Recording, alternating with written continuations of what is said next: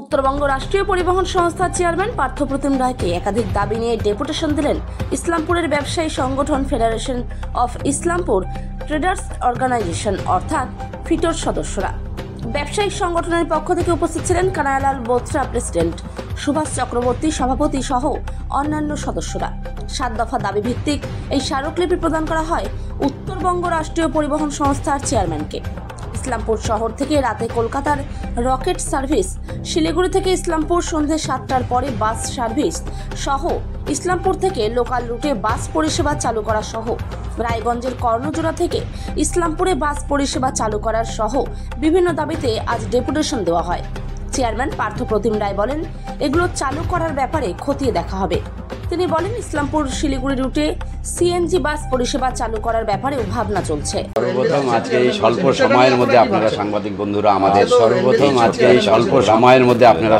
বন্ধুরা আমাদের এখানে এই ছোট্ট একটা প্রোগ্রাম সবাইকে অনেক এসেছেন, তো এখানে আপনারা আসার জন্য আপনাদের সবাইকে অনেক। এটা ইসলামপুরের বর্তমান জ্বলন্ত প্রবলেম। আপনি যে আমরা বললেন, এটা ইসলামপুরের বর্তমান জ্বলন্ত প্রবলেম গুলো, বিশেষ করে আমরা দেখতে পাচ্ছি রাত্রিবেলা যে প্রাইভেট বাসগুলো, বিশেষ করে রাত্রিবেলা যে আসছে, তারা বাঙালি ধাবার থেকে কলকাতাগামী যে বাসগুলো আছে, শ্রীকৃষ্ণপুরের বাঙালি ধাবার ওখানে প্যাসেঞ্জার নামিয়ে দিয়ে তারা বাইপাস হয়ে বেরিয়ে চলে যাচ্ছে।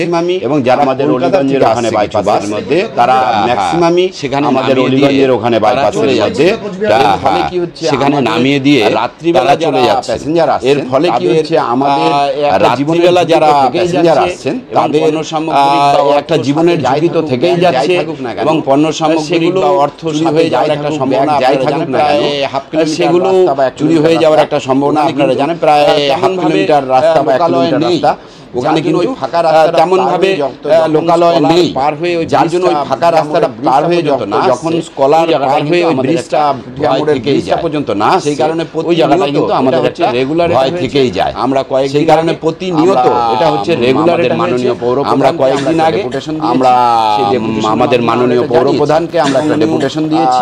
সেই ডেপুটেশনের মাধ্যমে আমরা এটা জানিয়েছি এবং উনি আমরা যথাযথ ব্যবস্থা গ্রহণ করবেন। আমরা আমাদের ট্রাফিকে ধাপ আমরা আগামীতে এর কাছে গিয়েছিলাম, আমাদের ট্রাফিক অফিসের কাছেও গিয়েছিলাম। আমরা আগামীতে এসডিও ম্যামের সাথে কথা বলবো এবং আজকে পরবর্তী আমাদের নর্থ বেঙ্গলের মানে একজন লোক, আমরা নর্থ বেঙ্গল লোক এনবিসি চেয়ারম্যান পেয়েছি। তো বিভিন্ন সমস্যা আমাদের ইসলামপুরবাসীদের রয়েছে, সেটা নিয়ে আমরা একটা মেমোরেন্ডাম ওনাকে দিয়েছি।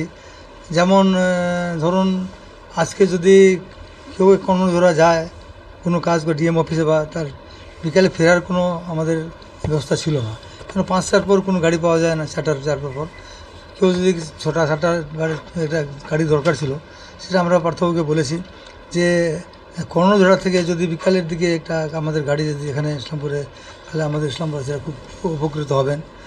এবং শুধু নয়, এটা আমাদের নর্থ স্টেট ট্রান্সপোর্টে আমাদের একটু কর্মী সংকট রয়েছে। এ ব্যাপারে আমরা সরকারকে অবগত করেছি এবং আমরা যতদূর জানি আমাদের মাননীয় পরিবহন মন্ত্রী আমাদের আশ্বস্ত করেছেন, হয়তো স্বল্প সময়ে বেশ কিছু কর্মী নিয়োগ করা সম্ভব হবে। আমরা সেটা অনুমোদন হয়তো পেয়ে যাব, তাহলে আমরা আরও অতিরিক্ত বাস রাস্তায় নামাতে পারব।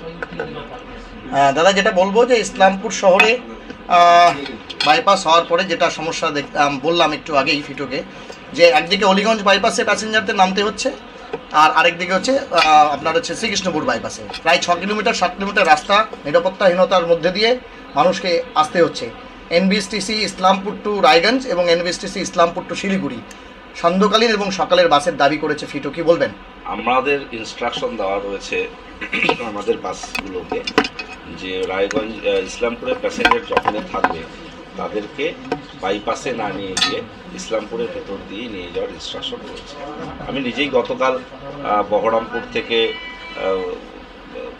কোচবিহার রকেটে ইসলামপুরে এসেছি এবং আরও কয়েকজন প্যাসেঞ্জার ছিল। আমরা সকলে কিন্তু এখানেই নেমেছি এবং যাওয়ার সময় আমি ওই বিষয়টি লক্ষ্য করেছি। তো স্বাভাবিকভাবে আমাদের ক্ষেত্রে উত্তরবঙ্গ রাষ্ট্রীয় পরিবহন নিগম আমরা যাত্রী পরিষেবার ক্ষেত্রে যাত্রীদের স্বাচ্ছন্দ্যকে গুরুত্ব দেওয়ার চেষ্টা করি। এক্ষেত্রে অসুবিধা হওয়ার কথা নয় আমাদের।